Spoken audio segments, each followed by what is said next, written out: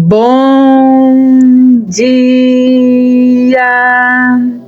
Estamos de volta com as nossas reflexões matinais. Venham as águas.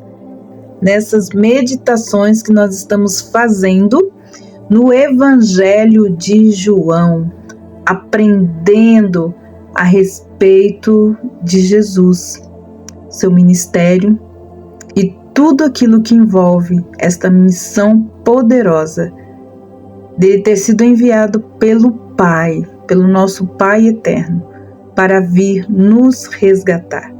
E hoje nós vamos entrar então no capítulo 6 de João, falando sobre o quarto milagre que Jesus realizou no terceiro ano do seu ministério, que foi a multiplicação dos pães e dos peixes. Capítulo 6, versículos de 1 a 15, que diz assim: Depois dessas coisas, Jesus atravessou o mar da Galileia, que é o de Tiberíades. Uma grande multidão o seguia, porque tinham visto os sinais que ele fazia na cura dos enfermos. Então Jesus subiu ao monte e sentou-se ali com os seus discípulos. Ora, a Páscoa, a festa dos judeus, estava próxima.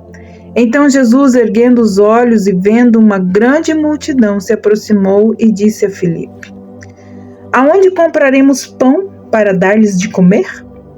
Mas Jesus dizia isso para testá-lo, porque sabia o que estava para fazer. Filipe então responde: Nem mesmo 200 denários de pão seriam suficientes para cada um recebesse um pedaço. Um dos discípulos, chamado André, irmão de Simão Pedro, disse a Jesus: Aqui está um menino que tem 5 pães de cevada e 2 peixinhos. Mas o que é isto para tanta gente? E Jesus disse: Faça com que todos se assentem no chão. Havia muita relva naquele lugar, e assim os homens se assentaram, e eram quase 5.000 homens. Então Jesus pegou os pães e, tendo dado graças, distribuiu-os entre eles.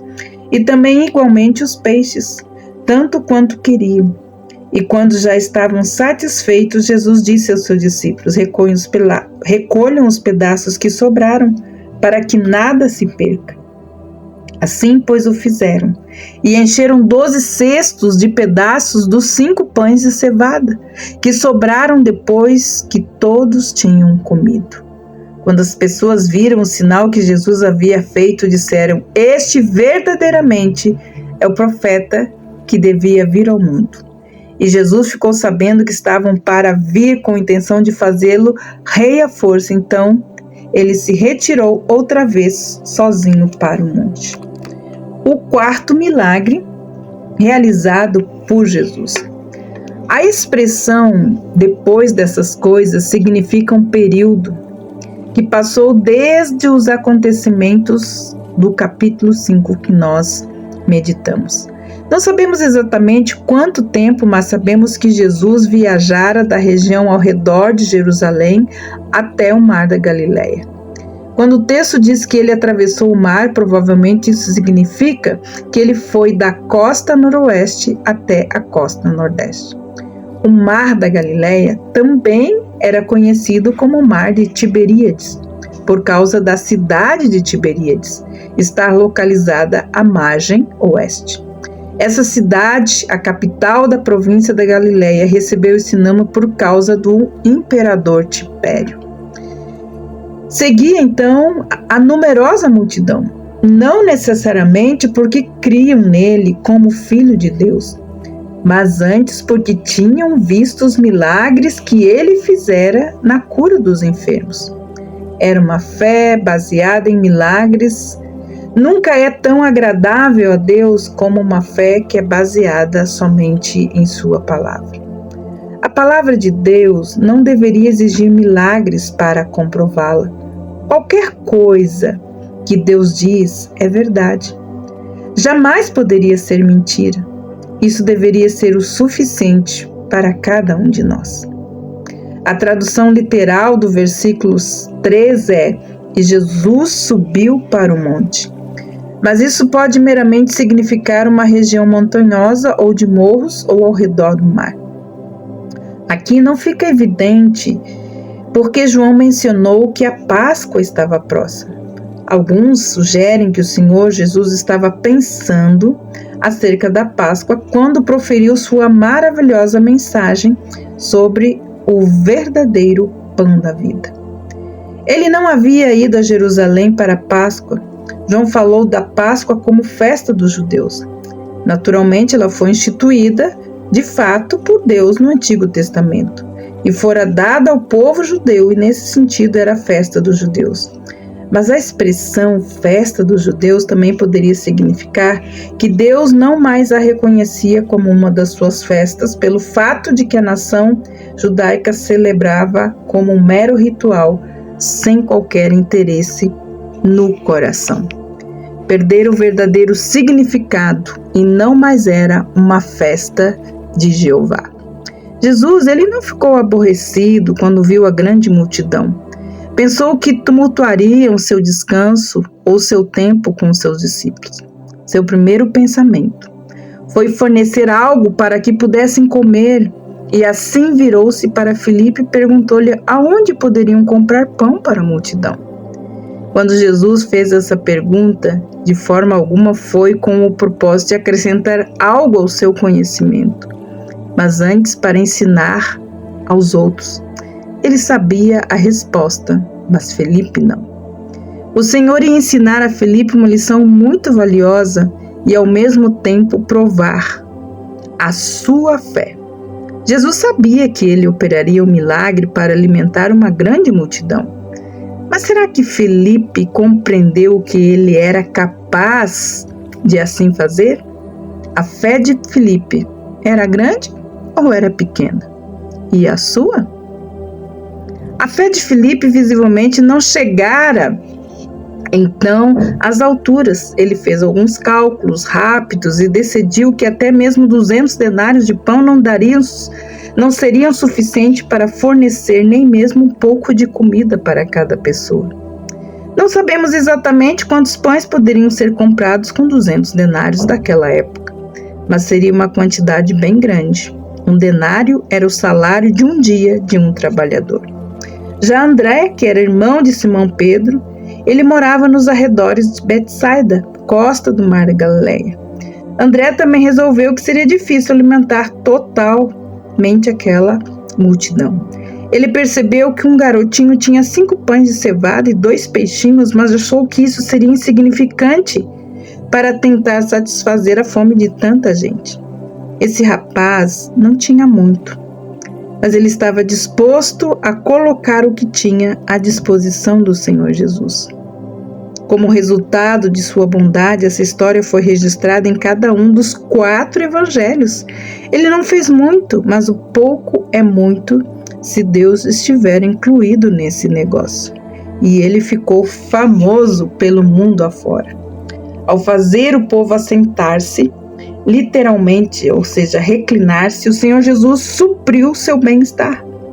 Note que ele escolheu um lugar onde havia muita relva. Era raro encontrar algum lugar nessa região, mas o Senhor cuidou de cada detalhe para cuidar desta multidão. Está registrado que havia milhares de homens do sexo masculino, o que indica que havia também mulheres e crianças. A menção do número 5.000 é citado para indicar que um grande milagre estava para acontecer. Jesus então toma os pães e deu graças por eles. E então ele fez isso, antes de compartilhar a comida e servi-la. Quanto mais, deveríamos fazer uma pausa, nós também, para dar graças a Deus antes de tomar as nossas refeições. Depois, então, ele distribuiu comida pelos discípulos. Há uma verdadeira lição aqui para cada um de nós. O Senhor Jesus não fez tudo sozinho. Ele recrutou o serviço dos outros. E é correto afirmar: você faz o que pode fazer. Eu farei o que eu posso fazer. E o Senhor fará aquilo que nós não podemos fazer. Quando o Senhor distribuiu os pães, eles já se haviam multiplicado de maneira prodigiosa. O momento exato em que ocorreu esse milagre não é registrado, mas sabemos que de modo milagroso aqueles 5 pães e 2 peixinhos se tornaram suficientes para as mãos do Senhor para alimentar uma grande multidão. Os discípulos andaram servindo pão e o peixe para os que estavam assentados. Não havia nenhuma escassez, pois é registrado que deram do peixe ao povo o quanto queriam. Temos aqui uma maneira de agir muito linda sobre Jesus. O mundo está perdido. Da incapacidade do homem veio sobre ele aquele que é o Salvador perfeito. Esse milagre que aconteceu implicou um verdadeiro ato da criação. Nenhum homem pode tomar 5 pães e 2 peixinhos e fazê-lo aumentar de tal modo que alimente gente com tão grande quantidade. Era a primavera quando Jesus abençoou o pão. Era o tempo da colheita quando ele repartiu. E também é verdade que pães que não são abençoados são pães que não se multiplicam. Temos aqui uma maneira de agir muito linda. Se Jesus fosse apenas um homem, jamais se daria o trabalho de pensar acerca dos pedaços que sobraram. Qualquer homem que pudesse alimentar 5.000 pessoas não se preocuparia com as migalhas que sobraram. Mas Jesus é Deus. E com Deus não deve haver desperdício de generosidade.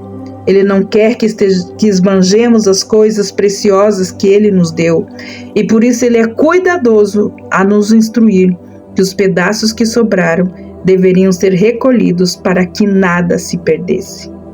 Muitos tentam explicar esse milagre. A multidão, de acordo com eles, viu o rapaz dar 5 pães e 2 peixes a Jesus. Isso fez que percebesse o tamanho do seu egoísmo. Então decidiram pegar seus lanches e reparti-los com os outros. Dessa maneira, havia então comida para todas as pessoas.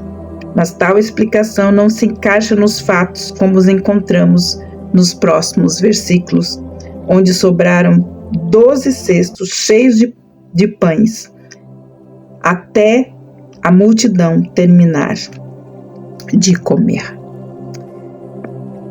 Como sabemos, a consequência desse milagre de Jesus é que o povo queria proclamá-lo como rei.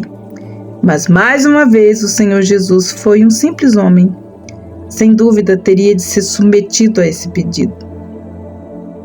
Os homens estão sempre ansiosos demais para serem exaltados e receber um lugar de preeminência. Mas com Jesus não era assim.